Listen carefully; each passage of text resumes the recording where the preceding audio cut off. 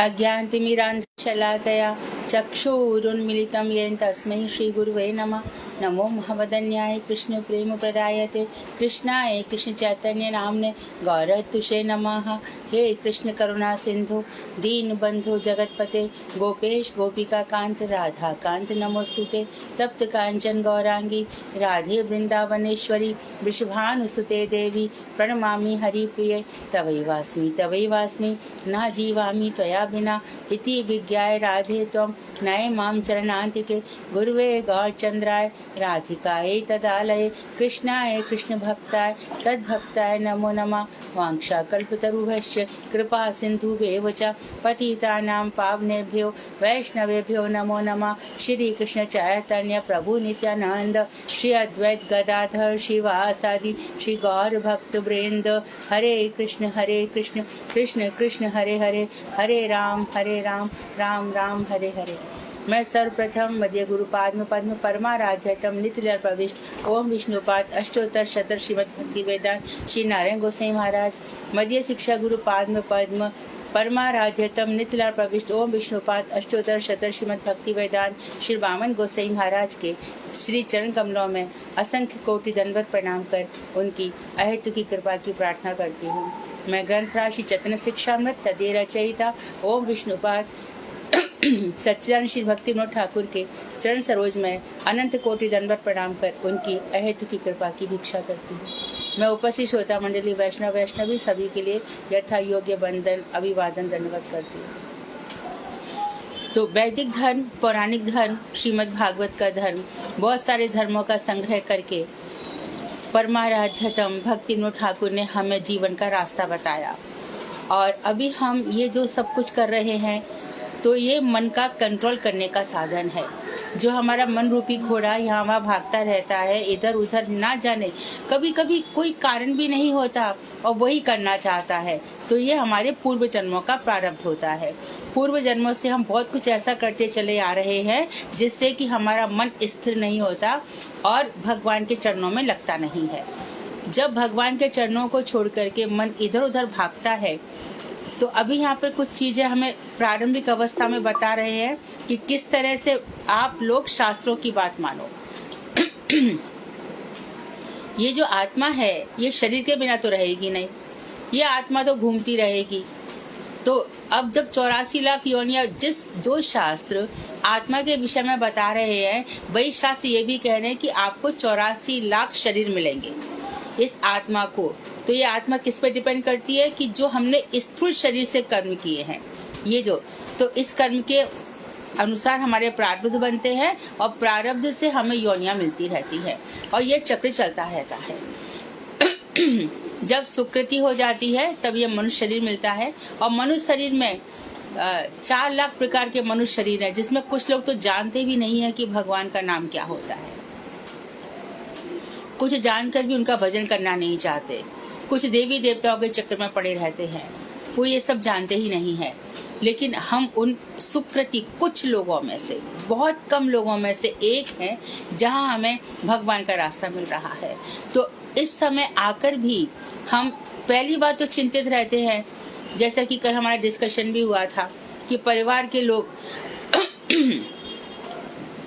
हमारे बच्चे, हमारे बुजुर्ग घर में भक्ति मार्ग पर नहीं चल रहे, तो ऐसे में चिंता तो रहेगी और स्वाभाविक हम चाहेंगे कि हमारे सामने ये जो लोग पथ पे नहीं चल रहे वो पथ पे चलें।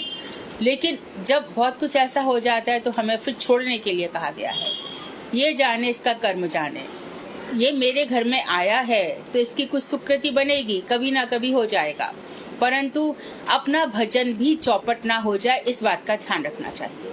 इसलिए भजन पर पूरा, हम अभी देह के स्तर पर जी रहे हैं, मन तक भी नहीं पहुंचे। अभी ये सब बातें हमको जो बताई गई है 10 प्रकार के नियम इत्यादि, तो ये मन को कंट्रोल करने के लिए बताए गए हैं। तो शरीर के धरातल पर हम लोग ना रहें, उससे आगे हम पहुंचे और ये फिर धीरे धीरे जब हमारा भजन दृढ़ होता जाता है, मजबूत होता जाता है, तो अपने आप ही बहुत चीजें ठीक भी होती चली जाती हैं। अपने भजन पर विश्वास रखना चाहिए। आगे बता रहे हैं कर्म अधिकार और वर्ण विचार, अधिकार निर्णय बता रहे हैं। अधिकार निर्णय एक प्रधान न्याय आचरण है। योग्यता का नाम अधिकार है। हर किसी की हर किसी काम में योग्यता नहीं होती एक नहीं, हजारों उदाहरण।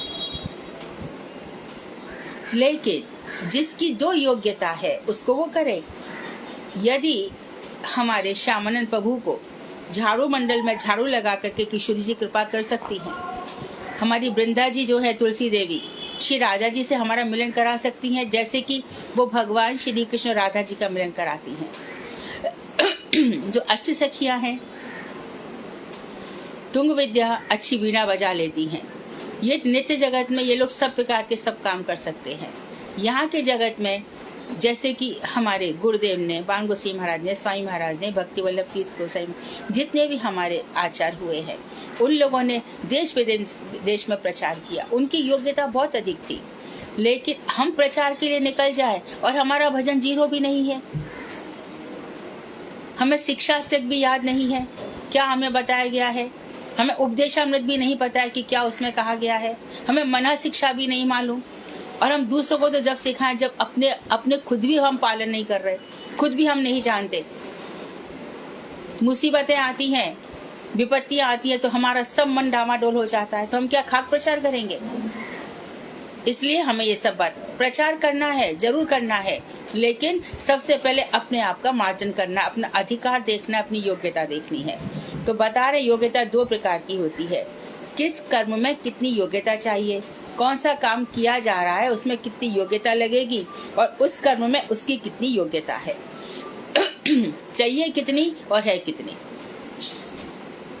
जेते पांव पसारिए उतनी लांबी सौड़, जितनी रजाई है उतनी पैर पसारना चाहिए, है ना।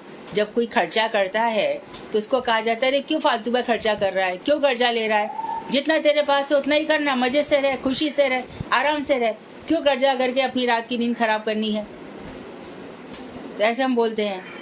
इसी प्रकार से हम कहते हैं फर्स्ट डिजर्व देन डिजायर, पहले योग्य बनो फिर इच्छा करो। तो यहाँ भी यही कह रहे हैं कि किसी कर्म में कितनी योग्यता चाहिए और किसकी कितनी है। सभी लोग सभी पुण्य कर्मों को करने के योग्य नहीं होते, सभी लोग सभी पुण्य कार्य कर लें ऐसा नहीं होता। ये पॉइंट बहुत ही ध्यान देने योग्य है। सभी लोग सभी पुण्य कर्म करें ऐसा नहीं होता। कोई व्यक्ति किसी एक पुण्य कार्य को करने में योग्य होता है तो दूसरा दूसरे पुण्य कार्य को करने में योग्य होता है। यदि पहले व्यक्ति को उसकी योग्यता के प्रतिकूल जो उसकी योग्यता नहीं है दूसरे पुण्य कार्य में लगा दिया जाए तो वह उसे सुचारू रूप से पूर्ण करने में असफल रहता है। मानो किसी को कह दिया जाए कि जाओ भाई जाओ, वो जो ग्रंथ पढ़ा है उसके 10 श्लोक है उसका अनुवाद कर दो, तो हर कोई तो नहीं कर पाएगा। अच्छा, किसी को बोल दिया जाए कि जाओ सुंदर फूलों का हार बना दो किशोरी जी के लिए, फूलों का बंगला बना दो, तो कोई रसोई में बहुत निपुण है तो उसको फूलों का बंगला समझ में नहीं आएगा। कैसे अच्छा सुंदर सुंदर पाक बना दो, अरे मेरी तो चाशनी कम ज्यादा हो जाती है, मुझसे उतना अच्छा नहीं बन पाता। तो अच्छा जाओ भगवान का अर्चन कर दो, अर्चन के सब मंत्र नहीं आते, ठाकुर जी को यहाँ से वहां ले जाना है तो मंत्र बोलने हैं। अच्छा यज्ञ करा दो, यज्ञों के मंत्र नहीं आते, कैसे आहुति दी जाएगी, कैसे भगवान को बुलाया जाएगा, कैसे जो शोभा इत्यादि है उनको चलाया जाएगा। तो ऐसे एक पुण्यकार तो जिसका जो अधिकार है इसको कह रहे हैं तो वो असफल रहता है, उसको करने के योग्य नहीं होता। अतएव योग्यता का विचार किए बिना यदि कोई व्यक्ति किसी कार्य को करता है तब वह कार्य पूरा होगा या नहीं अथवा उस कार्य का अभिलषित मनचाहा फल होगा या नहीं, यह ठीक नहीं कहा जा सकता। अयोग्य व्यक्ति को कोई कार्य दे दिया जाए, वो कार्य ठीक से होगा, जैसा चाहते हैं वैसा हो जाए, नहीं होता। इसीलिए तो गुरु वर्ग कार्य बांटते हैं, जिसकी जैसी योग्यता होती है देते हैं। काम छोटा बड़ा नहीं होता, ये ध्यान रखें। कोई भी कार्य, क्योंकि सारा मिलकर के एक संस्था चलती है ना। हमारे जीवन में क्या नहीं चाहिए, खाने की जगह खाना चाहिए, भजन की जगह भजन चाहिए, कपड़े की जगह कपड़े चाहिए, कमाई की जगह सब कुछ चाहिए ना। लेकिन हर एक व्यक्ति के अंदर हर एक योग्यता नहीं होती है। और यदि एक योगी व्यक्ति को अभी किसी को कह दिया जाए अरे भाई जाओ, पति ऑफिस में काम कर रहा है, आज वो ऑफिस में नहीं है, जाके ऑफिस संभाल लो। अभी क्या पता पूरी फाइल में क्या पेपर्स हैं, किस व्यक्ति को क्या एक दिन में जाकर के वो क्या कर लेगा। आवाज मत करो। इसलिए सबसे पहले अधिकार का निर्णय होना आवश्यक है। कार्यकर्ता स्वयं अपना अधिकार निर्णय नहीं कर सकता। जो काम करने वाला है उसे कभी कभी अपना अधिकार नहीं मालूम पड़ता। तो इसीलिए उससे उपयुक्त गुरु से सबसे पहले अपने अधिकार के संबंध में जिज्ञासा करनी चाहिए। जो मेरी योग्यता हो गुरुदेव, आप मुझ में शक्ति का संचार करें जिससे मैं इस कार्य को पूर्ण कर सकूं। मानो सुबह सुबह किसी को बोल दिया, जैसे एकादशी है तो द्वादशी के दिन मधुकरी करनी है, तो मधुकरी करने के लिए निकलेंगे।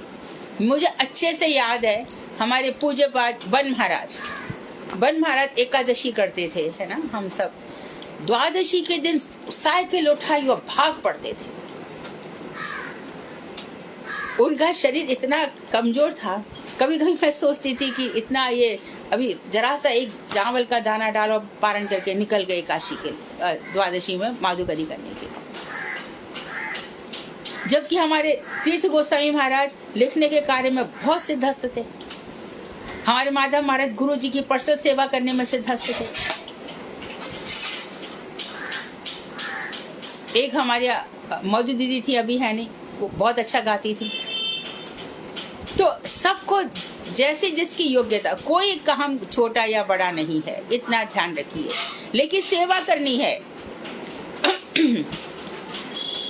और कल जैसा कि हम चर्चा कर रहे थे, फिर भी मैं चर्चा इसलिए कर रही हूँ कि हमारा मन क्लियर हो कि जैसे कि हम कोढ़ी लोगों की सहायता, अपंग अंधों की, उनकी सहायता करने से उन पर उनकी दया करनी है। दया करें भगवान का प्रसाद ला करके, परंतु उनकी सेवा करने लग गए तो वैष्णवों की सेवा कब करोगे?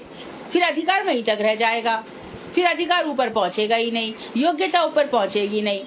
तो आप तो वैष्णव सेवा करने के लिए आए थे, भजन करने के लिए आए थे, उन पर दया करने के लिए आए थे। जैसे कि बताया गया, ये स्थूल दृष्टि से है, ये बाहरी है, शरीर के स्तर पर है। उसका मन तो हम बदल ही नहीं पाए। शरीर संभाल भी लेगा वो यदि हमारी किसी प्रकार से, तो उसका मन जो है वो ऐसे कर्म करता रहेगा कि बार बार उसको ऐसी योनियां मिलती रहेंगी। इस बात पर ध्यान देना चाहिए। उपदिष्ट कर्म को करने के समय पुरोहित से विधि या प्रक्रिया समझ लेनी चाहिए। जो काम का उपदेश दिया गया है तो हमें पुरोहित से, अर्थात जो इस कार्य को जानता है, ये कार्य कैसे किया जाएगा, वो प्रोसेस समझ लेना चाहिए। इसलिए लोग उपयुक्त गुरु और पुरोहित का वरण करते हैं। आजकल जिस पद्धति से गुरु और पुरोहित वरण किए जाते हैं वह शास्त्र अनुमोदित नहीं है ना। गुरु को वरण कर लिया, अब ये गुरु जी कैसे होने चाहिए? वो शास्त्र पारंगत होना चाहिए। यही कृष्ण तत्ववेत्ता से ही गुरु है। जो कृष्ण तत्व को जानने वाले हैं वो गुरु होते हैं।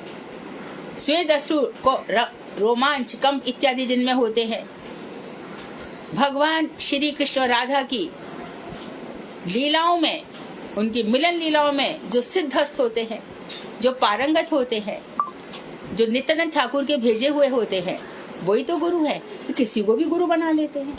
और जो सारे गुण उनके अंदर हैं, यदि आप उनसे कह दो कि आप अपने गुरु जी के लिए कुछ बोलो, तो जितना भी शास्त्र में पढ़ पढ़ के जो 2 कौड़ी का गुरु नहीं है उसके विषय में बड़े बड़े व्याख्यान दे देते हैं।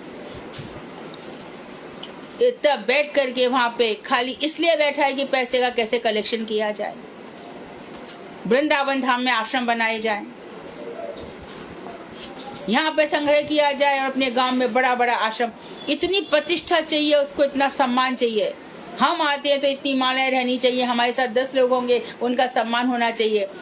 कैसे ये शास्त्र में ऐसा कहीं भी नहीं लिखा है। जो ऐसा कहता है उससे पूछो, ये जो आप कह रहे हो लिखा किधर है? आप गलत मैसेज क्यों दे रहे हो सोसाइटी को? और घबराने की जरूरत नहीं है। कुछ हो ना जाए, कभी कुछ नहीं होगा। शास्त्र भगवान ने बनाए हैं, हम सब के लिए बनाए हैं, सभी के लिए, गुरु के लिए भी, शिष्य के लिए भी।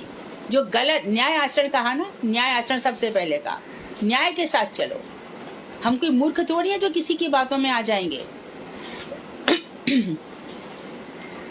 नाम मात्र के लिए गुरु और नाम मात्र के लिए पुरोहित वरण करना निरर्थक है।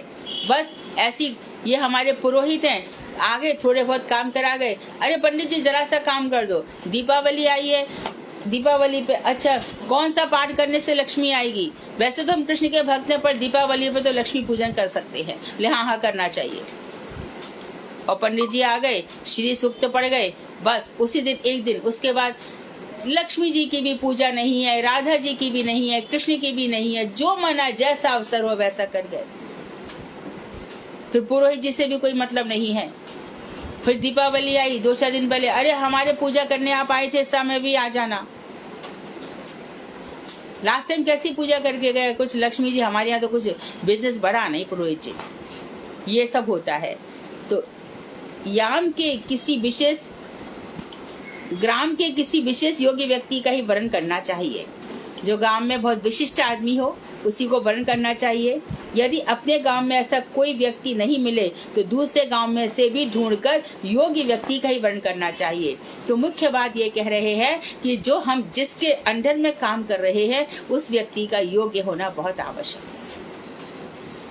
बिना योग्यता के हमने वर्ण किया तो यथा गुरु तथा चेला, दोनों नरक में ठेलम ठेला।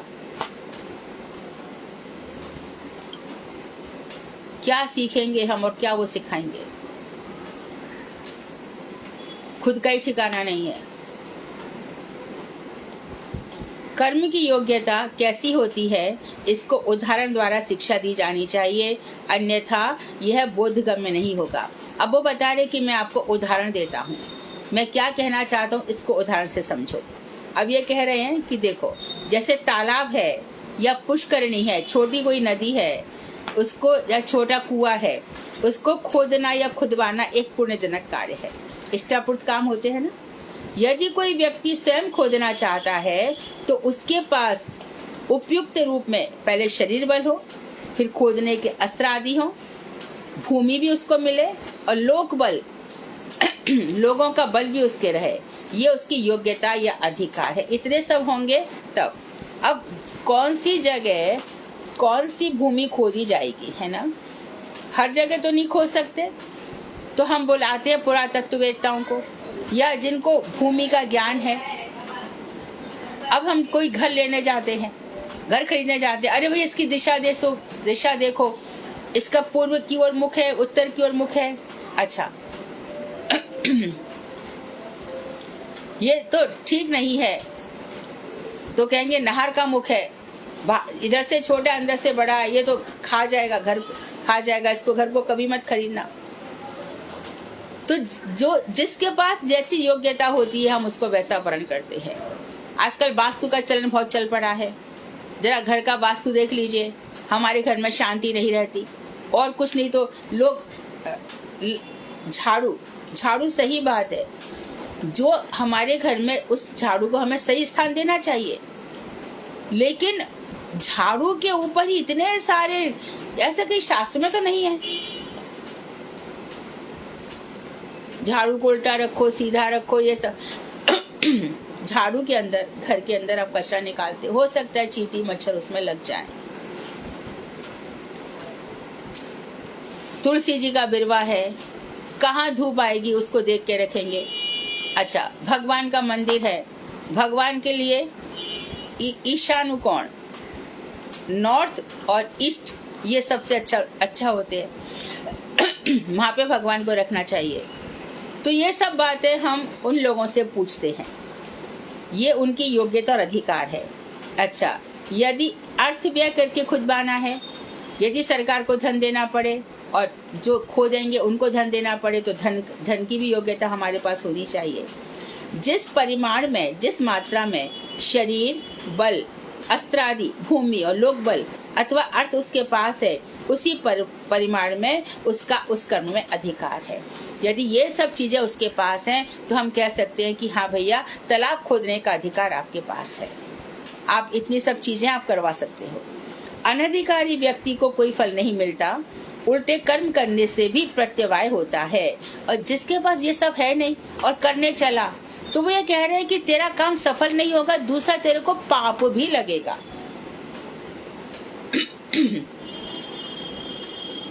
जो योग्यता नहीं है उस पर आगे मत बढ़ो,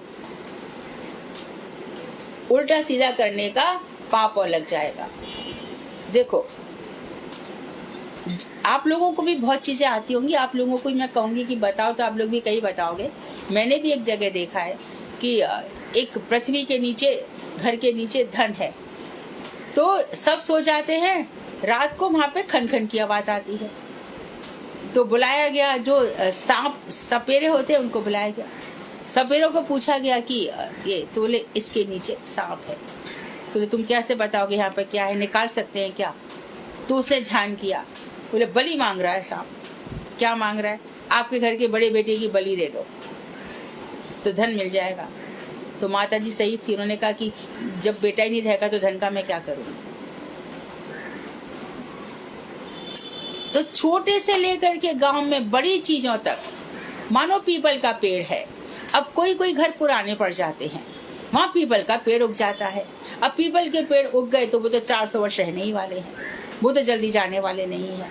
अब पीपल का पेड़ उग भी गया और वहां से उसको निकालना भी है, और निकालेंगे तो पाप लग जाएगा। पीपल की तो बात ही छोड़ दो, किसी भी पेड़ को काटना पाप है।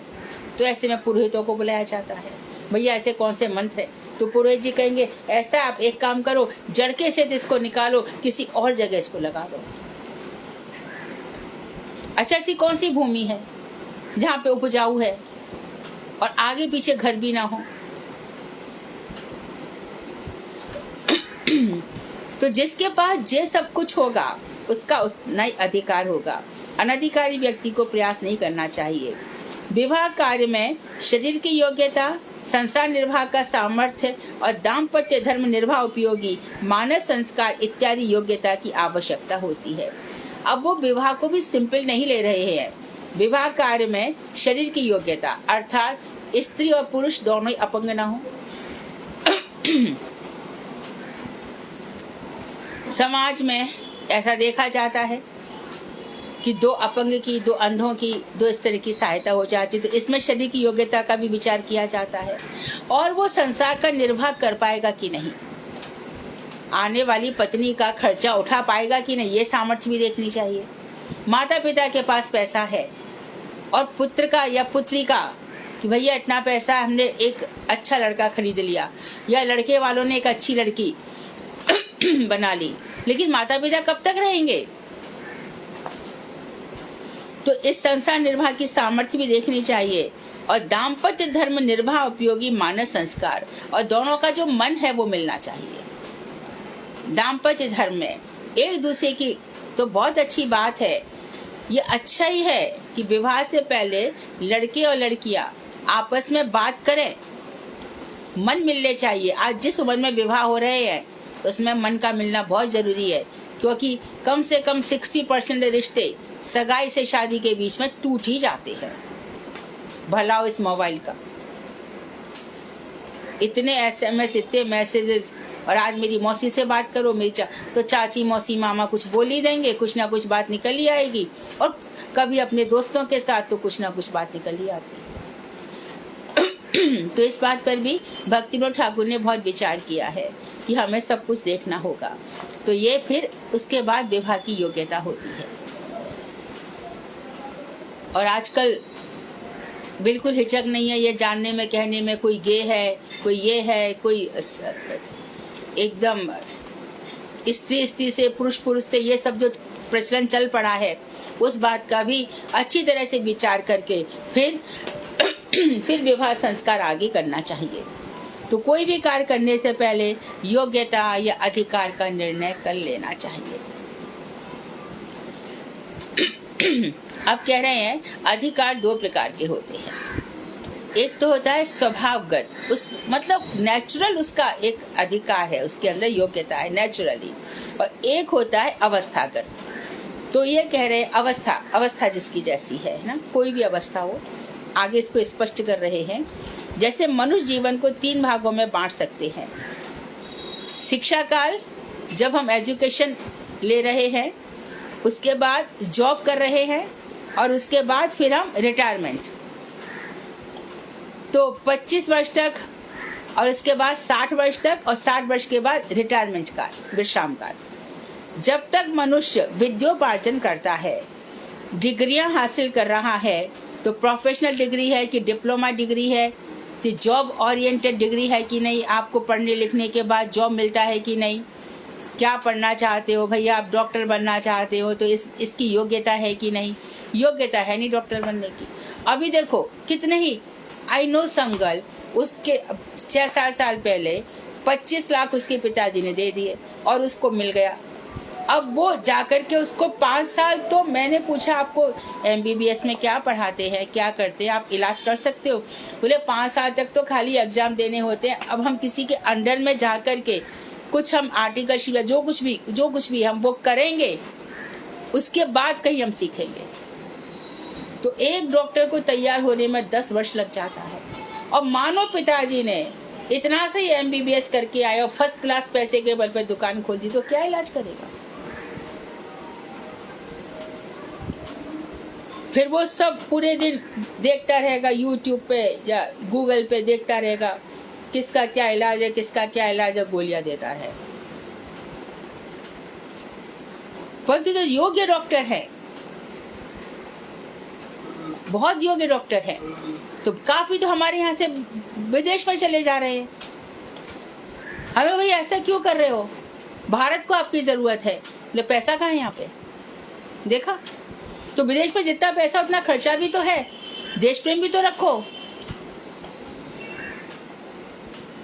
तो कोई स्वभाव से बड़ा ब्रिलियंट होता है, बहुत ब्रिलियंट होता है।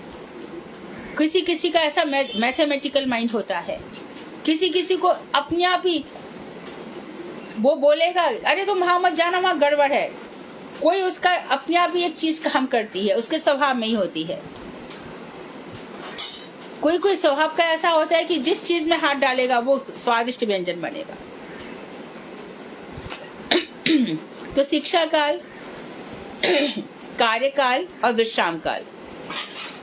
तो जब तक मनुष्य विद्या उपार्जन करता है तब तक का समय शिक्षा काल है। इस समय ग्रंथ पढ़ाई करें। संग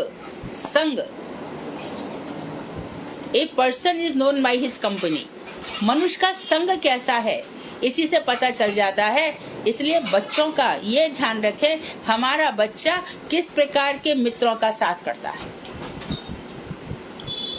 संग पर जरूर ध्यान देना चाहिए कि कुसंग कैसा होता है। जैसे कि पत्थर होता है ना, पत्थर को डालो तो डूबता ही चला जाता है। इसी प्रकार कुसंग आ गया तो कितना भी इंटेलिजेंट बच्चा क्यों ना हो, वो नीचे डूबता ही चला जाएगा, उसका पतन होता जाएगा। काजल की कोठरी में कैसे हो सयान हो जाए, एक लिख काजल की लागी पे लागी है। तो बहुत ही आवश्यक है जब घर में शाम को एक नियम बनाया जाए कि भैया आप 9 बज गए, सब प्रसाद लो, अब मोबाइल नहीं आ जाएगा, मोबाइल उठा के सबको रखना है। नहीं, माँ भी नहीं, पिताजी भी नहीं, कोई भी नहीं लेगा घर में, कोई भी नहीं। और बैठे ही बैठे बात कर लो, और आज क्या हुआ। आपको लग रहा है कि ऐसी बात कही गई है खाने के समय जो हृदय में धक्का दे रही है, परंतु उस समय आप बिल्कुल मन को शांत रखो और एकदम कॉन्शियस हो जाओ कि इसको हमें कैसे ठीक करना है। 9th 10th के बच्चे जब जाते ना 3 दिन के कैंप पे या टूर पे चले जाते हैं, ड्रग्स है उनके पास। आपके घर में कहां से आ गए, बच्चे के पास आए कहां से। तो जिस तरह से खोखली नीतियां हमारे भविष्य को बर्बाद कर रही है, वो चिंता का विषय है। तो संग पे बहुत ध्यान देना चाहिए, किसका संग बैठ रहा है, उठ रहा है, क्या क्या मिल रहा है वहां उसके संग से। कोई कहेगा अरे बच्चों को तो संग चाहिए, उनको तो प्रेम चाहिए, उनको तो जहां मिल जाए वहां। अरे इस प्रेम के चक्कर में उसका जिंदगी पूरी मनुष्य जन्म ही बर्बाद हो गया। क्या सीख कर आया वहां से? तो दूसरों के कर्म आदि को देखकर तथा उपदेश ग्रहण करके जो प्रवृत्ति जिस व्यक्ति में प्रबल उठती है, उसी प्रवृत्ति को उस व्यक्ति का स्वभाव कहते हैं।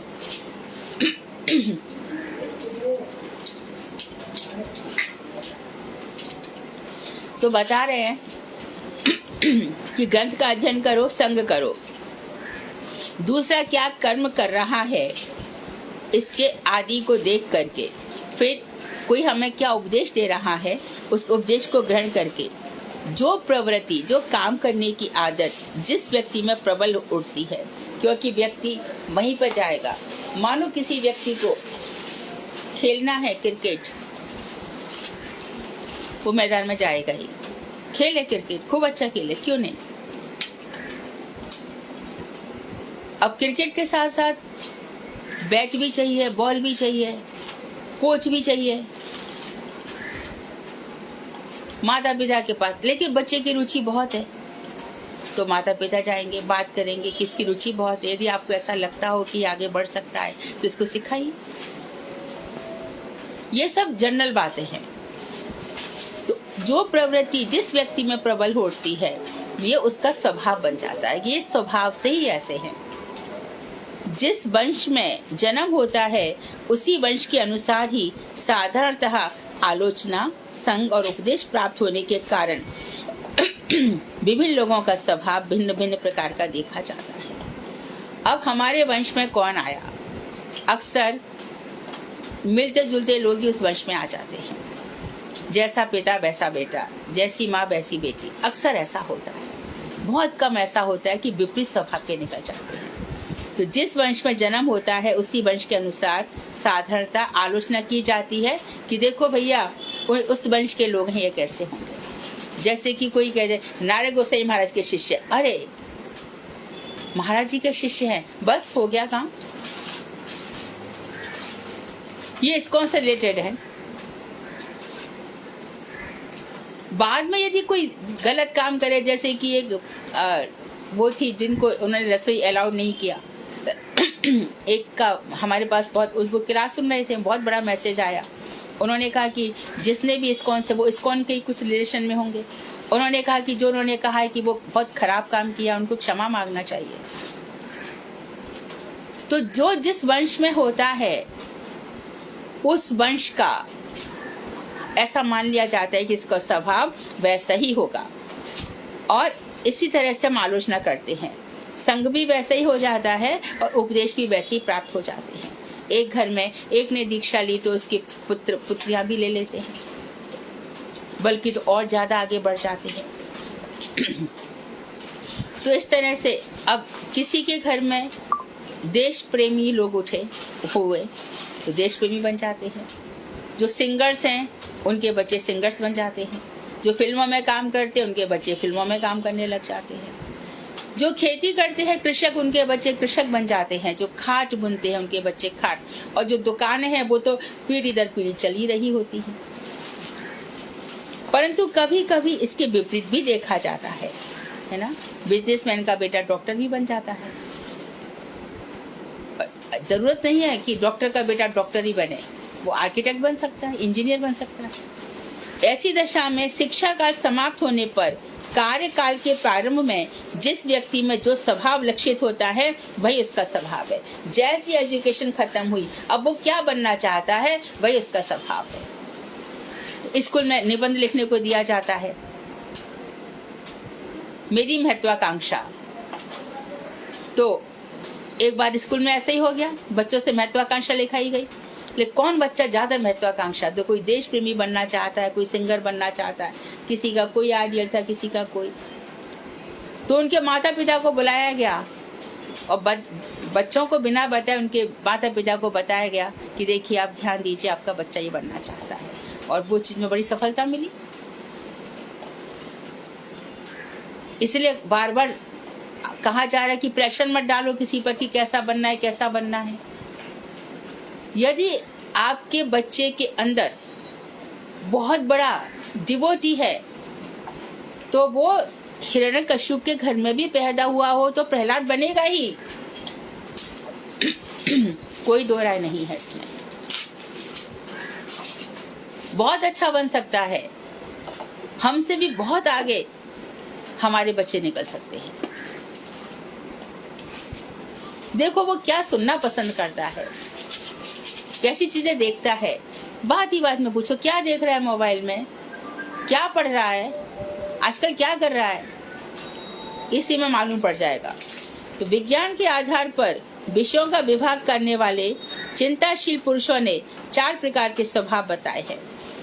तो 4 प्रकार के स्वभाव है ब्रह्म स्वभाव, क्षत्रिय स्वभाव, वैश्य स्वभाव और शुद्ध स्वभाव। ये वो कह रहे हैं कि हमने स्थूल दृष्टि से और सूक्ष्म मन भी अपने आप ही तैयार होता है। किसी को कुछ भी ना हो परंतु वो उपदेश की कला में बड़ा पारंगत होता है, ये उसका ब्रह्म स्वभाव है। और क्षत्रिय स्वभाव प्रोटेक्शन के लिए तैयार रहता है। समाज में कभी किसी के साथ कुछ गलत हुआ तो उसको नहीं अच्छा लगता, इसके साथ गलत हुआ क्यों, स्कूल में जाएगा, स्काउटिंग गाइडिंग सीखेगा, फिर मैं एयरफोर्स में जाऊंगा या मैं आयुर्वेदिक डॉक्टर बनूंगा, कुछ भी ये सब हो जाता है। वैश्य स्वभाव बिजनेस, अब इसको स्पष्ट कर रहे हैं कि ब्रह्म स्वभाव जिस स्वभाव में अंतर इंद्रियों का निग्रह, हमारा जो मन बुद्धि चित्त अहंकार है उसको कंट्रोल करना, और बाह्य इंद्रिय यही सब जो हमारी 10 इंद्रियां हैं, बाघ पानी पाद पाई उपस्थ नाक कान त्वचा, ये सब जो है इनका निग्रह। सहिष्णुता ब्रह्म स्वभाव का जो होता है वो सहन कर लेता है। मेरा बच्चा किसी को उत्तर दे के नहीं आता, मेरे पति मेरी पत्नी किसी को जवाब नहीं देती, बहुत सहनशील है। तो सहनशीलता, शुद्ध आचार जो ब्रह्म स्वभाव का होता है उसका आचरण बड़ा शुद्ध होता है, न गंदा पहनता है, उसको गंदा कुछ भी नहीं अच्छा लगता। थाली भी आप दोगे, उस थाली में कुछ क्या ऐसे था, आप साफ करके दो ना मुझे। गिलास में देखेगा पानी ठीक से रखा है कि नहीं रखा है। तो शुद्ध आचार होता है, सबको क्षमा कर देता है, किसी का क्रोध अपने हृदय में पाल के नहीं रखता, कौन किसका चिंतन करे, छोड़ो ना। सरल होता है, ज्ञान की आलोचना, हमेशा ज्ञान की बातें करता है, और ईश्वर आराधना आदि विषयों में प्रवृत्ति उत्पन्न होती है। ऐसे स्वभाव को समझ लेना चाहिए, ये ब्रह्म स्वभाव का है। क्षत्रिय स्वभाव, इसमें वीरता होती है, बात बात में वीरता की बातें, तेज धारणा शक्ति, चीजों को एकदम ऐसे धारण कर लेता है ना। तिरंगा झंडा फहराना है, उसके मन में आ जाएगा, सारे जहां से अच्छा हिंदुस्तान हमारा, बहुत मेरा देश मेरा समाज, इस तरह से आता है। दक्षता, चतुर होता है, युद्ध में निर्भयता, डरता नहीं है लड़ते हुए किसी से, दान देता है दूसरों को, जगत की रक्षा करने में, जगत का शासन करने में, और ईश्वर पूजन आदि की ओर क्षत्रियों की प्रवृत्ति होती है, ये क्षत्रिय स्वभाव कहा जाता है। वैश्य स्वभाव वाले खेती करना पसंद करते हैं, पशुपालन, गैया इत्यादि, ये वैश्यों का स्वभाव होता है, गायों को पालते हैं। वाणिज्य व्यवसाय आदि में इनकी प्रवृत्ति स्वभाव रहता है, इसको वैश्य स्वभाव कहते हैं। और जिस स्वभाव से केवल दूसरों की सेवा द्वारा जीविका निर्वाह की प्रवृत्ति उदित होती है वह शुद्ध स्वभाव कहते हैं। ये सब जो नौकरी करने वाले हैं सब शुद्ध स्वभाव के हैं। इनका कहना ये है कि भैया वो कमा करके दे रहे हैं कंपनी, हम वहां पे जाके काम करते हैं, पैसा ले आते हैं।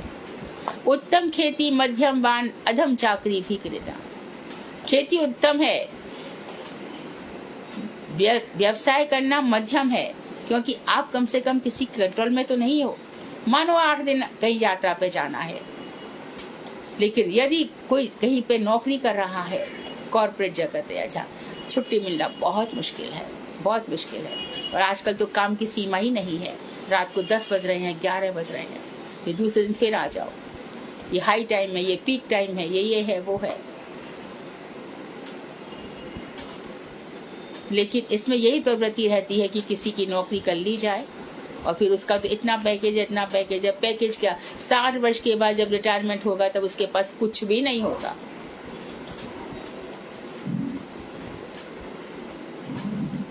तो शुद्ध स्वभाव होता है।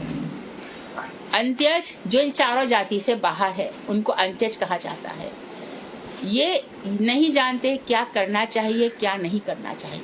चांडाल जाति के लोग आचरण से रहित, इनका कोई आचरण नहीं होता। यही लोग होते हैं जिनको बहन बेटियों की कोई कदर नहीं होती। आप देखिए जितनी भी दुराचार होता है इसी जाति से होते हैं। सर्वदा कलह प्रिय, लड़ाई झगड़ा करना, अतिशय स्वार्थ पर, इतने स्वार्थी होते हैं, इनका स्वार्थ नहीं होते टस से मस ना हो, अपनी जगह से हिले भी नहीं, बात बात में स्वार्थ। उधर सर्वस्व, पेट ही इनके लिए सब कुछ है, खाना पीना बस। और विवाह विधि रहित व्यक्तियों का, और विवाह भी कैसे करेंगे, विधि रहित व्यक्तियों का। कहीं से बस जाके कोर्ट में मैरिज कर ली, किसी को कुछ बताया नहीं, और भी एक पत्नी है, दूसरी पत्नी को झूठ बोल दिया कि मैं अविवाहित हूँ। ये सब चांडाल जाति के लोग हैं। तो ऐसे व्यक्तियों का जो चारों जाति से बाहर है, ये अंत्य स्वभाव है। ऐसे स्वभाव का परित्याग किए बिना मनुष्य स्वभाव नहीं होता। तो कह रहे हैं ऐसे स्वभाव का परित्याग करना चाहिए, क्योंकि धर्मेणहीना पशु भी समाना। जो धर्म से रहित है वो पशु के समान है। इसलिए मनुष्य स्वभाव केवल 4 प्रकार के ही माने गए हैं। स्वभाव के अनुसार वर्ण निरूपण। स्वभाव के अनुसार ही प्रवृत्ति या गुण होता है। जिसका जैसा स्वभाव होता है वैसे उसके गुण होते हैं, इसलिए उसी के अनुसार ही कर्म करना चाहिए। स्वभाव के विरुद्ध कर्म करो तो वह फलप्रद नहीं होता। जिसका जो स्वभाव है वैसा ही करे। स्वभाव के किसी अंश को ही अंग्रेजी भाषा में जीनियस कहते हैं। स्वभाव के किसी के वो बहुत जीनियस है। भक्तिविनोद ठाकुर कह रहे हैं आजकल हम जीनियस का मतलब क्या समझते हैं, बहुत बुद्धिमान है। तो स्वभाव है अर्थात अपने यह कार्य करने का उसका स्वभाव है, वो साइंटिस्ट है, बड़े जीनियस है, ऐसे हम बोलेंगे। परिपक्व स्वभाव को बदल देना सहज नहीं है। एक बार जो स्वभाव बन गया तो जैसे नदी की धारा को बदला नहीं जा सकता, उसी प्रकार किसी व्यक्ति के स्वभाव को बदला नहीं जा सकता। उससे कहो कि भैया तुम थोड़ा सा शांत बैठो, तो अच्छा प्यार से कह दिया, साम दाम दंड भेद 4 नीति अपना ली। अच्छा तू बोलेगा तो देख तेरे को मार पड़ेगी। एक टाइम ऐसा आएगा कि वो अपने स्वभाव पर स्थिर रह ही नहीं पाएगा। उसको जो कहना है कहेगा। उसको कहते कि तू बात बात में गालियां क्यों देता है, हर बात में गाली, बस स्वभाव है ना। उसको लगता ही नहीं कि बात बात में झूठ क्यों बोलता है, स्वभाव बन गया। तो स्वभाव को बदलना बहुत मुश्किल है। अब ये कह रहे हैं कि हमने तो 4 स्वभाव की बात कह रहे हैं, ब्रह्म क्षत्र वैश्य और शूद्र। तो स्वभाव के अनुसार कर्म करते हुए जीविका निर्वाह करते हुए परमार्थ के लिए चेष्टा करनी चाहिए। तो आप कोई भी काम कर रहे हैं, चाहे ब्राह्मण का, चाहे क्षत्रिय का, वैश्य का अथवा शूद्र का, नौकरी का, वहां से भी भगवान की आराधना करने का प्रयास करना चाहिए। कोई भी काम करने जाओ, भगवान को प्राप्त करने कर से कर्म करो विधि नाना, मन राखो जहाँ कृपा निधाना। हाथ से कितने भी काम कर लो, मन वहीं पर रखो, तो मानो वहां भी काम कर रहे हैं। तो हरे कृष्ण महामंत्र ऐसी आदत डाल लो कि जो मेरा सांस है इसमें महामंत्र चलेगा ही। मैं एक सांस बिना महामंत्र के बेकार नहीं जाने दूंगा या दूंगी। मेरी हर सांस में महामंत्र चलेगा। मेरे हाथ में माला नहीं है, कलम है, चलेगा, कोई बात नहीं है। कितने ही ऐसे लोग हैं हमारे मठ में, कितने ही विद्यार्थी अपनी अपनी कथा बताते हैं। हम जब मिलते हैं तब एक थी, बोले मुझे MBBS में एक पेपर में मुझे कुछ भी नहीं आ रहा था, मैं बिल्कुल ब्लैंक पड़ी थी, बिल्कुल एकदम क्या करूं और क्या नहीं करूं, ब्लैक आउट बिल्कुल। बोले मैंने गुरुजी का ध्यान किया और ध्यान करते करते ऐसा नहीं था कि उसे तैयारी नहीं की थी, ऐसा नहीं था कि उसके और पेपर अच्छे नहीं हुए थे। एक पेपर में ऐसा हो गया कि कहीं ये कथा सुन करके कोई कह दे अरे तू अच्छा नहीं पढ़े, खाली गुरुजी का नाम ले देना पास हो जाएगा। ऐसा नहीं होता, मेहनत करे बिना कुछ भी नहीं मिलता। पर कभी कभी ऐसा होता है, जैसे भगवान का नाम, तो उस पेपर में उसको सबसे ज्यादा मार्क्स आए। कभी कभी ऐसा होता है। कहने का तात्पर्य है कि कुछ भी करो, कुछ भी करो, पढ़ाई के लिए मेहनत करनी चाहिए। परिश्रम सफलता की कुंजी है, परिश्रम करना ही है। God help those who help themselves, भगवान उन्हीं की सहायता करते हैं जो परिश्रमी होते हैं। लेजी मनुष्य का कोई भी साथी, आलस्य मनुष्य का सबसे बड़ा शत्रु है। आलसी मनुष्य का कोई सगा नहीं होता, कोई भी नहीं। आप कर्म करके देखो। और वेदांत कहता है, मैं तुम लोगों से वेदांत पढ़ने के लिए तो कहती भी नहीं हूँ, हमेशा भागवत पढ़ने को ही कहती हूँ, क्योंकि वेदांत मैं जानती हूँ कि तुम लोगों की पहुंच के बाहर है। इसमें से कुछ लोग पढ़ सकते हैं। वेदांत कहता है, कुर्वन्ने कर्माणि जिजि विशेषतम समाहा, कर्म करते हुए हम 100 वर्ष तक जीने की इच्छा करें। वेदांत कहता ही नहीं है कि आलसी बनो, अपना काम दूसरों से कराओ। बहुत लोग समझते हैं कि हम बहुत होशियार हैं, दूसरों से काम करा रहे हैं, जब भगवान के आगे नहीं चलती, बड़ा दंड मिलता है। और मानो कोई नौकर हमारे यहाँ पर है, वो मजबूरी में, उसकी मजबूरी है कि वो हमारे यहाँ पे काम कर रहा है, तो उसकी मजबूरी का फायदा उठाकर, या मानो एक भाई बहुत पैसे वाला है और दूसरा भाई कमजोर है, तो चलो उसकी पत्नी को जैसा चाहे वैसा करा ले। ये सब कभी मत कराना, कभी नहीं।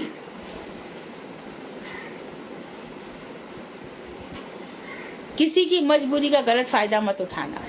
जो चीज हम नहीं खा पा रहे उसको खिलाने को देने, ऐसा भी कभी मत करना। सबके अंदर भगवान का वास है, कहीं कुछ नहीं जाता, हम कुछ नहीं कर रहे, सब कर्म लौट लौट के हमारे ऊपर ही आ रहे हैं। जैसा दिया वैसा पाओ। बोए पेड़ बबूल के तो आम कहां से हो, कांटे तो वो रखे थे अपनी जिंदगी में, सब ऐसे कर्म किए थे। इसलिए हर कर्म हमारा शुद्ध हो, शुभ हो, कल्याणकारी हो, हितकारी हो, देश के लिए, समाज के लिए, परिवार के लिए, हमारे लिए। हमसे कोई काम गलत ना हो, ना वाणी गलत निकले। वाणी भी ऐसी नहीं निकलनी चाहिए जिसमें दंभ प्रदर्शित हो, दम होना ही नहीं चाहिए बिल्कुल। कागा का को धन हरे, कोयल का को दे, मीठी बाणी बोल के जग अपनो कर ले। कौवा किसको देता है और कोयल किसका धन हर लेती है, लेकिन मीठी बाणी बोल कर, प्यार से बोल के सारे जगत को अपना बना लिया जाता है। मेरे गुरुजी कहते थे, मैं ममता का हथियार लेकर आया हूं। प्रेम और ममता मेरे 2 अस्त्र हैं। सारा जगत उनके वशीभूत हो गया। इसलिए वाणी में भी मिठास होना बहुत जरूरी है। तो हम कहीं भी रहें, परमार्थ के लिए चेष्टा करनी चाहिए। भारतवर्ष के मनुष्य 4 प्रकार के स्वभाव भेद से 4 वर्णों में, ब्राह्मण, क्षत्रिय, वैश्य, शूद्र में विभक्त हैं। वर्ण विभाग को विधियों का पालन करते हुए समाज में स्थित होने पर सब प्रकार की सामाजिक क्रियाएं स्वाभाविक रूप से फलवती हो ही जाती हैं और जगत का सर्वांगीण कल्याण होता है। तो सब लोग क्षत्रिय, ब्राह्मण, वैश्य, शूद्र अपने अपने वर्ण विभाग का पालन करें और इस तरह से सब समाज में रहेंगे, सामाजिक क्रियाएं चलती रहेंगी और समाज बहुत ही अच्छा हो जाएगा और इसमें सर्वांगीण एकदम होल एंड सोल पूरा विकास होगा, सबका कल्याण हो जाएगा। जिस समाज में वर्ण विभाग विधि प्रचलित है उस समाज की वृत्ति ठोस विज्ञान पर आधारित है। वो ये बोल रहे हैं कि 4 जो वर्ण बनाए ये वैज्ञानिक बेस है, साइंटिफिक बेस है इनका। ये सब कुछ विज्ञान पर आधारित है तथा यह समाज मानव जाति के लिए पूजनीय है। इसलिए भारतीय संस्कृति सब जगह पूजी जाती है। यहाँ की कल्चर, यहाँ की सिविलाइजेशन। भारत ही ऐसा देश है जहाँ 6 ऋतुएं हैं। भारत ही ऐसा देश है जहाँ कहा जाता है जय जवान जय किसान। किसान भी हमारे लिए आदरणीय हैं और जो देश के लिए रक्षा कर रहे हैं वो भी हमारे लिए आदरणीय है। तो 4 वर्णों में समाज बटा हुआ है और वो सब अपनी अपनी नीतियां निभा रहे अच्छे से, इसलिए वो सब पूजनीय हैं। कुछ लोग ऐसा संदेह कर सकते हैं कि यूरोप और अमेरिका में तो वर्ण विभाग नहीं है, वहाँ तो ब्राह्मण, शूद्र, क्षत्रिय इत्यादि नहीं है, फिर भी वहाँ के लोग बहुत धन है उनके पास और साइंस भी बहुत आगे है, तो वो तो बहुत सर्वश्रेष्ठ और बहुत पूजनीय है। तो अतः क्यों वर्ण विधि को स्वीकार किया जाए, वो भी तो ऐसी रह रहे हैं। परंतु उनका ऐसा संदेह निरर्थक है क्योंकि यूरोपीय जातियां अत्यंत नवीन और आधुनिक है।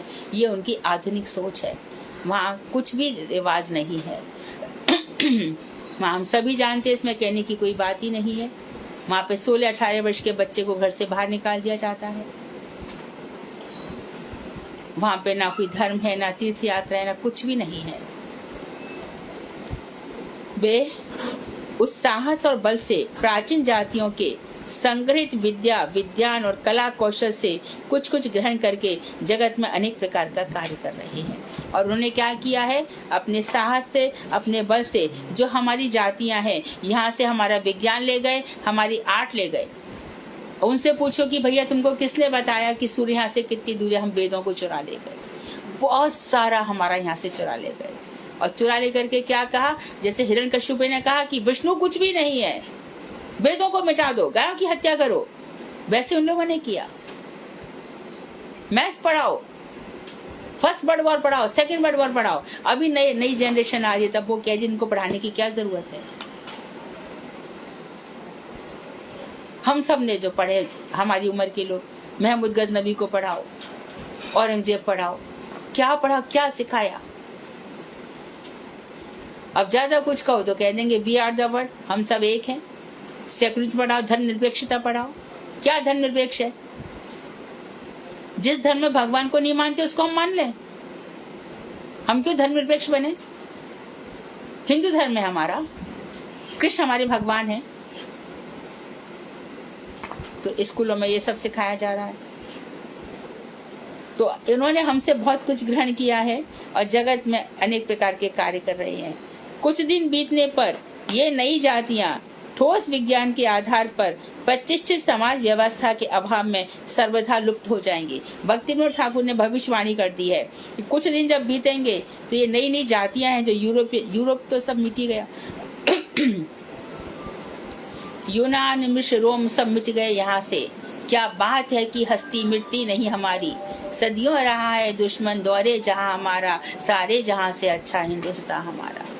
सब मिट जाते। तो भक्तिविनोद ठाकुर ने पहली भविष्यवाणी कर दी है कि नई जातियां ये सब मिट जाएंगी और ठोस विज्ञान के आधार पर, क्योंकि इनके आधार पर इनका जो जातियां प्रतिष्ठित हुई है, इनका कोई विज्ञान नहीं है। ये कोई विज्ञान है? कोई धर्म नहीं, समाज नहीं। एक को छोड़ा, दूसरे से विवाह किया, बच्चे को पता ही नहीं है माँ कौन है, पिता कौन है। अभी भारत में भी ऐसा हो रहा है। भैया तुम किस जाति को? I don't know, my mother is Parsi, my father is Muslim. अब इसकी कौन सी जाति बताई जाए? उसको बेचारी को पता ही नहीं है क्या करना चाहिए। उसको कोई धर्म भी नहीं आता है, जहाँ वहाँ घूमते फिरते हैं, किधर भी कहाँ भी कुछ करवा लेते हैं। उनसे आगे कह दो कि साईं बाबा पे सिर टेक दो। ये वही लोग हैं जो जाते हैं जिनको पता ही नहीं है कि साईं बाबा की सच्चाई क्या है। ये वही लोग भीड़ माई पे जुड़ रही है। तो धीरे धीरे भक्तिविनोद ठाकुर ने जब भी बता दिया तो ये बात सच निकली है, तो ये बात भी सच निकलेगी कि ये सब जातियां धीरे धीरे लुप्त हो जाएंगी, इनका अस्तित्व नहीं रहेगा। क्योंकि समाज की व्यवस्था नहीं है। कोई भी किसी से कुछ भी काम कर ले। अभी तक तो चलो ठीक है, बिशप आने लगे पुजारी, है ना, चर्चेज में।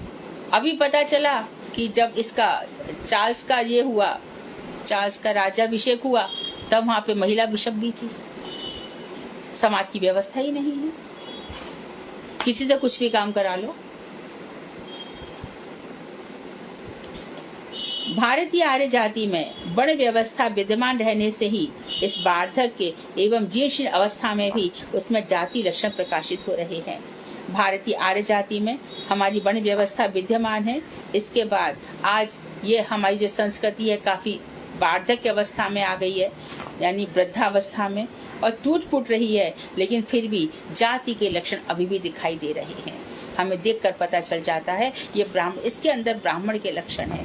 इस तरह से किसी समय रोम और ग्रीक जातियां इन आधुनिक यूरोपीय जातियों से भी बल और वीर्य में कहीं अधिक बड़ी चढ़ी हुई थी। अभी हमने बताया यूनान, मिस्र, रोम सब मिट गए यहाँ से। रोम काफी बड़ा चढ़ा था, वहाँ के जो संस्कृति थी, रोम संस्कृति काफी बड़ी हुई थी। रोमन लिपि अभी भी जो इंग्लिश में चल रही है, 1 2 3 ऐसे कुछ बनाते हैं ना, एक बनाते ऊपर पॉइंट लगा देते हैं, फिर 2 लगा के 0, ये रोमन लिपि है सब। तो किसी समय रोम और ग्रीक जातियां, अभी ग्रीस तो मिलता ही नहीं सुनने में, आधुनिक यूरोपीय जातियां कभी बल में और शक्ति में बहुत बड़ी चढ़ी थी, जो आज लुप्त हो गई। और धीरे धीरे वो समय दूर नहीं है जब इंग्लैंड तो काफी मिटी गया है, अमेरिका इत्यादि सब मिट जाएंगे। आज उनकी क्या दशा है, खुद भक्ति विनोद ठाकुर कह रहे हैं। आज वे अपने जाति लक्षण से रहित होकर अन्य आधुनिक जातियों के धर्म और लक्षण को ग्रहण करके अपनी पूर्वावस्था में सर्वथा भिन्न रूप से बदल गई हैं। इन्होंने आज फिर क्या, हर कोई अमेरिका अपना रहा है, कोई ब्रिटेन को अपना रहा है, कोई कहीं को अपना रहा है, कोई, अब ऐसा समय आ गया है, ये सब मिट गए, इनकी पहले का भी मिट गया, कि अब सब भारत को ही अपना रहे हैं, भारतीय संस्कृति की ओर आ रहे हैं, और खुद भारतवासी इसकी महिमा नहीं समझ रहे हैं। यहाँ तक कि इन जातियों के वर्तमान लोग अपने वीर पूर्व पुरुषों की वीरता आदि पर गर्व तक नहीं करते। इतना भूल गए ये लोग कि प्राचीन लोगों की बात तक भी नहीं करते। सिकंदर ने क्या किया और उसने क्या किया, ये सब इनको कुछ मालूम भी नहीं है। यद्यपि हमारे देश की आर्य जाति रोम और ग्रीक जातियों से ना जाने कितनी अधिक प्राचीन है, तथापि हम आर्य जाति के लोग आज भी अपनी जाति के पूर्वजों शूरवीर पुरुषों के ऊपर गर्व करते हैं। तो रोम और ग्रीक जातियां कितनी भी अधिक प्राचीन क्यों नहीं हो, लेकिन हमारी संस्कृति सनातन संस्कृति है, हमेशा नवीन बनी रहती है। और हम जय श्री राम, भगवान श्री कृष्ण के बल पर, भगवान शंकर के बल पर हम आगे बढ़ते रहे और बढ़ते रहेंगे। हमारे जब भी अच्छे कार्य होंगे, भगवान श्री राम के मंदिर बनेगा तो ब्राह्मण जाति के लोगों को बुलाया जाएगा, वेदज्ञ जो वेदों को जानने वाले पंडित हैं उनको बुलाया जाएगा, वृंदावन से, काशी से, साउथ से बड़े बड़े ब्राह्मणों को बुलाया जाएगा और वैदिक मंत्रों का उच्चारण करवाया जाएगा। तो हमें गर्व है। ऐसा क्यों होता है? इसका उत्तर यह है कि केवल वर्णाश्रम व्यवस्था सुदृढ़ रहने के कारण उनका जाति लक्षण दूर नहीं होता है, क्योंकि हमने वर्णाश्रम व्यवस्था को बनाए रखा है, इसलिए जाति का असर आज भी दिख रहा है। म्लेच्छों के द्वारा, म्लेच्छ मतलब मुसलमानों के द्वारा हारे हुए राणाओं के, राजाओं के वंशज आज भी अपने को श्री रामचंद्र जी का वीर वंशज मानते हैं। मुसलमानों ने जिन राजाओं को हराया वो आज भी कहते हैं कि हम उस देश के हैं जहाँ भगवान श्री राम जो मर्यादा पुरुषोत्तम थे वो राज्य करते थे। जाति की वार्धक्य पुरानी दशा में भारतवासी कितने भी गिर क्यों ना जाए, जब तक उनमें वर्ण व्यवस्था प्रचलित रहेगी तब तक वे आर्य ही रहेंगे, वे कदापि अनार्य नहीं हो सकेंगे। तो कह रहे हैं कि ये चार जाति बनी रहनी चाहिए, तब तक हम आर्य माने जाएंगे, नहीं तो हम पतित हो जाएंगे। हम कितने नीचे और गिरोगे मेरे सभ्य समाज बता दो। हमारे कवि लोग दुख व्यक्त करते हैं, कितना तुम्हारा और पतन होगा, क्या कर लिया है तुम लोगों ने, कैसे वंश में तुम उत्पन्न हुए हो। जहाँ राम उत्पन्न हुए थे ऐसे वंश में तुम भाई भाई पत्नी, ये सब एक पत्नी एक, ये क्या हो गया है तुम लोगों को। हम आर्य ही रहेंगे, अनार्य नहीं हो सकते। रोमन आदि यूरोपीय आर्यवंशीय लोग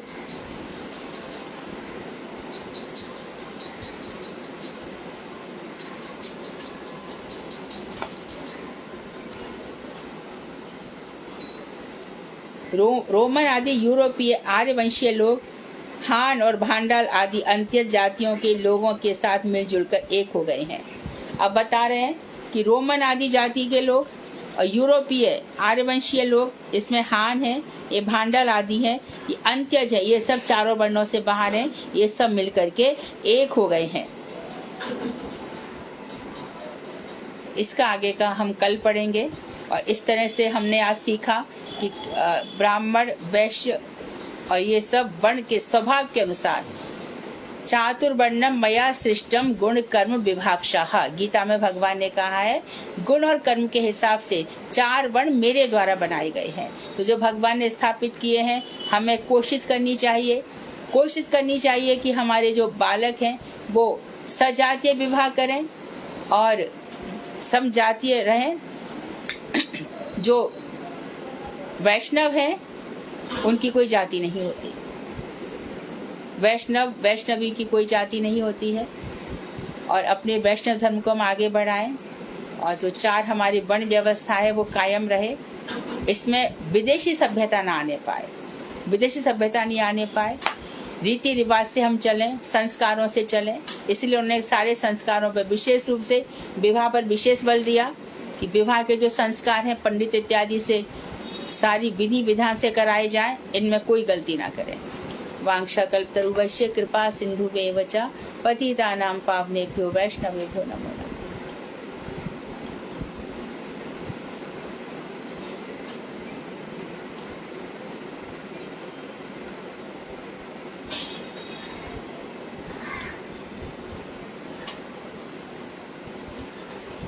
बहुत सुंदर ग्रंथ है। इसको बताने के बाद फिर वैदिक भक्ति में प्रवेश होगा, रागानुगा भक्ति में होगा। हमको हमारे हृदयों को इतना मजबूत कर दिया ना भक्ति विनोद ठाकुर ने, हम किसी जन्म में नहीं गिर सकते। बात बात में ये चीजें याद आएंगी और हम अपना जीवन चलाएंगे।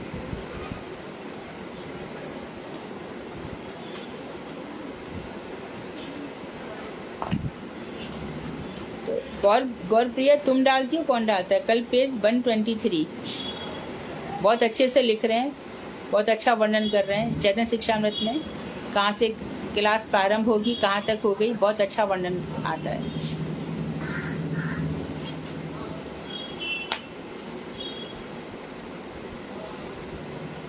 हाँ, कोई प्रश्न है?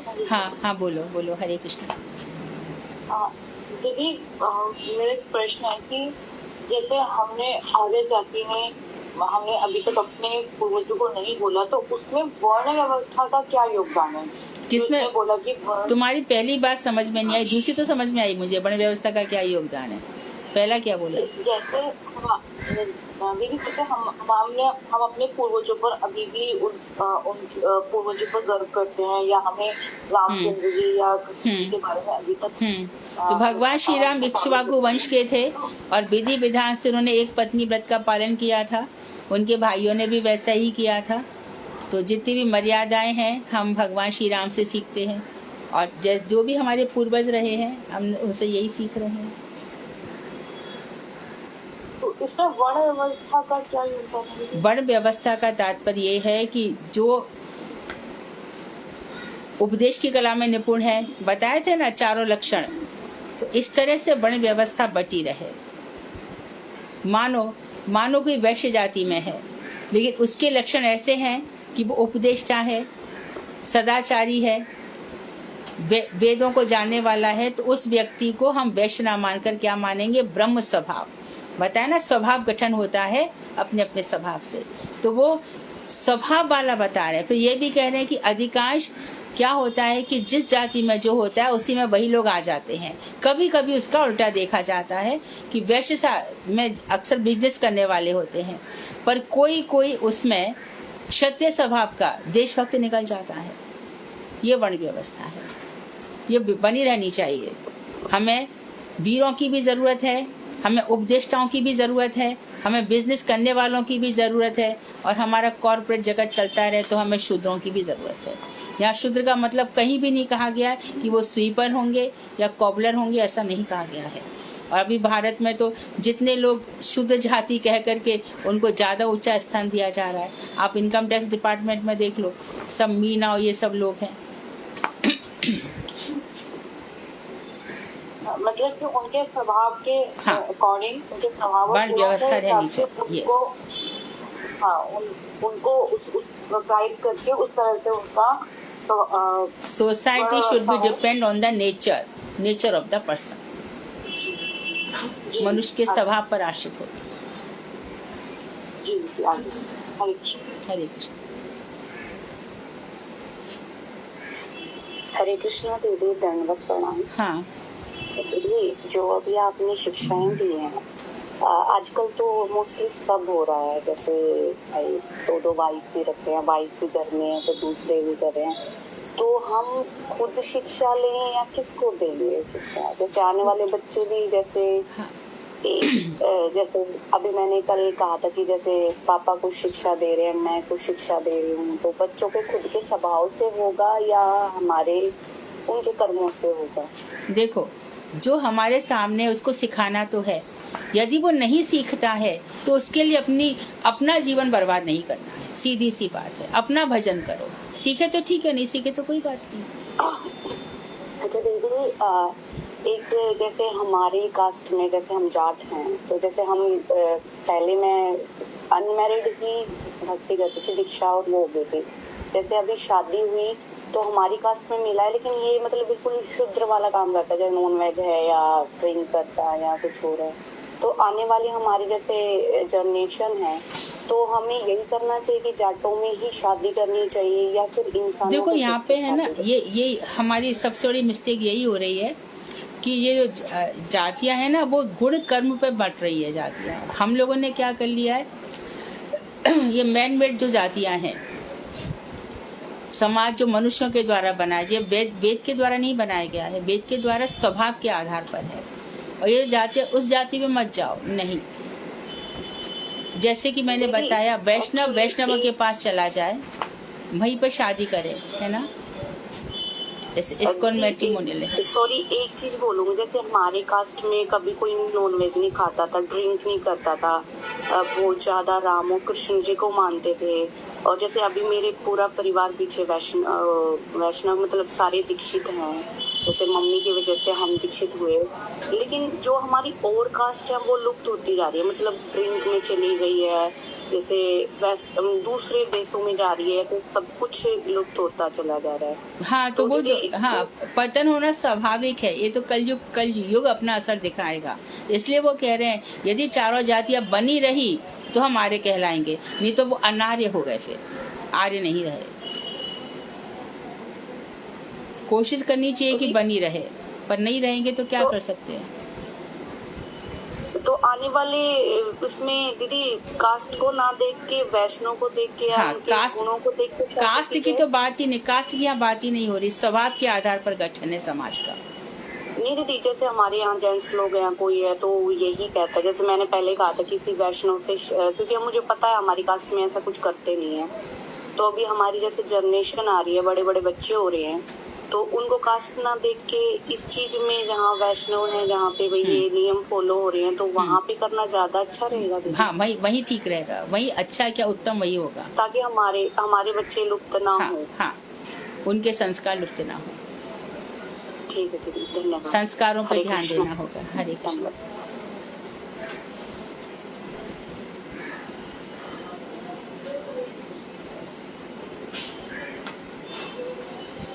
और कोई प्रश्न है? हरे कृष्णा दीदी, दंडवत प्रणाम। दीदी मेरा एक प्रश्न है, मतलब ग्रंथ से नहीं है। दीदी, हमारे गुरुदेव हमारे भजन से प्रसन्न हो, हमें कैसे पता चलेगा? आपके हृदय की प्रसन्नता ही इस बात का प्रमाण है। भजन करके आपको आनंद मिल रहा है और भजन करने की इच्छा हो रही है, इसका मतलब यही है कि गुरु जी, भगवान, सभी लोग प्रसन्न हमारे भजन से। जब भजन करने में आनंद आने लगे, और जब तक भजन बोर लग रहा है, दुखी हो रहे हैं, मर के कर रहे हैं, मन नहीं लग रहा, तो समझो गुरु वैष्णव प्रसन्न नहीं है। हमारे हृदय की प्रसन्नता ही इसका प्रमाण है। अच्छा, ठीक है दीदी। और एक था, जैसे दीदी आपने कल बताया था कि मतलब हमें किसी का ऋणी नहीं बनना, हमें एकदम फ्री होके जाना। तो दीदी, जैसे कि कोई हमारी मदद कर देता है या कुछ भी हो, तो हम तो बहुत ऋणी होते नहीं, तुमने कर्जा मांगा थोड़ी है, उसने स्वयं से किया है, तो इसमें ऋण नहीं है। यदि आप कर्जा मांगते तो ऋणी होते, अब ऋणी थोड़ी है। उसने स्वभाव दान की प्रवृत्ति बताई है ना, रहे। यदि कोई हमें हेल्प करता है और हमसे बदले में कुछ चाहता ही नहीं है, तो वो ऋण थोड़ी रहा हमारे ऊपर। अच्छा, मैं यही कल से यही सोच रही दीदी, इससे तो मैं बहुत ऋणी हो गई हूँ, अब क्या करूँ? फिर मैंने विचार बनाया, मैंने कल दीदी से पूछा। नहीं, हरे कृष्णा। जो जिस पर्पस से हमें पैसा दे रहा है, उसी पर्पस को हमने यूज कर लिया तो ठीक है, लेकिन भोग बुद्धि से हम सब, मैं हूँ या कोई और हो, भोग बुद्धि हमें नष्ट करती है। भोग बुद्धि नहीं रखनी है। जैसे कि दीदी कोई भी हो, संसारी व्यक्ति हो या वैष्णव, तो भगवान की सेवा के लिए ही उनका हर एक कार्य होता है। अगर कुछ भी कर रहे हैं, अगर कोई कुछ दे भी रहा है, अगर उस सेवा को भी अगर हम भगवान की सेवा समझ के और हम अपने घर में ही वो सारी चीजें भगवान की सेवा समझ के बिल्कुल। करें तो कोई ऋण perfect। नहीं है आपके ऊपर। अच्छा, ठीक है दीदी।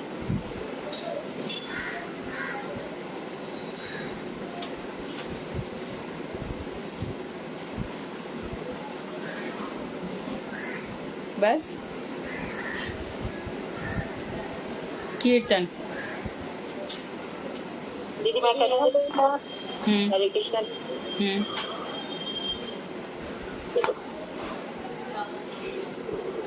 जय राधे जय राधे राधे, जय राधे जय श्री राधे, जय कृष्णा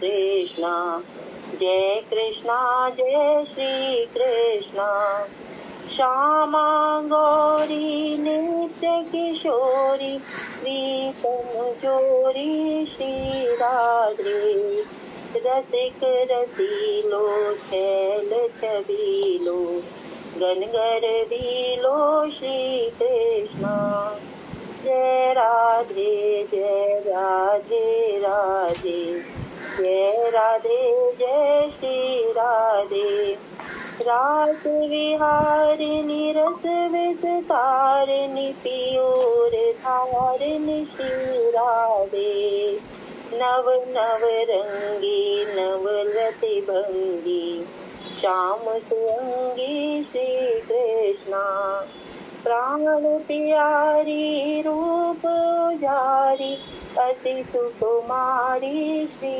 राधे, नैन मनोहर महामोद कर, सुंदर बरतल श्री कृष्णा, शोभा श्रेणी मोहामिनी, कोकिल वेणी श्री राधे, कीरतिवंता कामिनी कंता, श्री भगवंता श्री कृष्णा, जय राधे राधे, जय राधे जय श्री राधे, जय कृष्णा कृष्णा, जय कृष्णा जय श्री कृष्णा, चंदावदनी कुंदारदनी, शोभा सदनी श्री राधे, परम उदारा प्रभा पारा, अति सुकुमारा श्री कृष्णा, हंसागमनी राजत रमणी, क्रीडा कमनी श्री राधे, रूप रसाला नयन विशाला, परम कृपाला श्री कृष्णा, कंचन बेली रति रस रेली, अति अलबेली श्री राधे, सब सुख सागर सब गुण आगर, रूप उजागर श्री कृष्णा, रमणी रम्या तर तर रम्या, गुण अगम्या श्री राधे, धाम निवासी प्रभा प्रकाशी, सहज सुहासी श्री कृष्णा,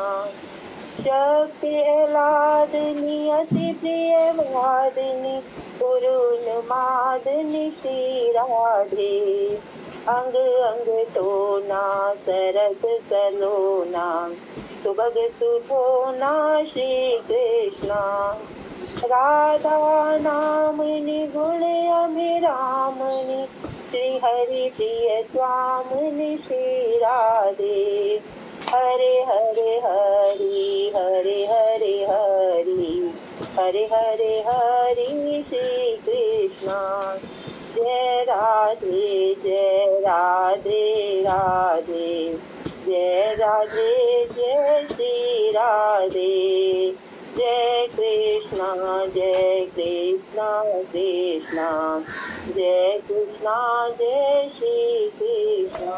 बहुत सुंदर, बहुत सुंदर, बहुत सुरीला दीदी एक स्वर। ब्रज का गीत, दीदी एक ब्रज गीत, एक एक ब्रज का गीत और गाना है, गाओ। कृष्णा हरे कृष्णा। दीदी कल वो रूबी दीदी की बेटी गाने वाली थी ना, रूबी दीदी ने बोला था उनकी बेटी गाएगी। रूबी दीदी हाँ। आप हो? अंबिका? हाँ दीदी, वो ना अभी नहीं कर पाएगी, कल कर लेगी। अब दीदी एक मैं गा रहा हूँ भजन। दीदी मैं एक गाऊं? हरे कृष्णा जी, अच्छा, दीदी मैं गा रहा हूँ। टाइम का भी ध्यान रखना चाहिए हमें। दीदी काफी टाइम जयानंद प्रभु कह रहे हैं गाने के लिए शायद। कौन बोल रहा है? कौन बोल रहा है? बंसीवारे ने घेर लाई, अकेली पनिया कौन गा रहा है? गई। बंसीवारे ने घेर लाई, अकेली पनिया गई।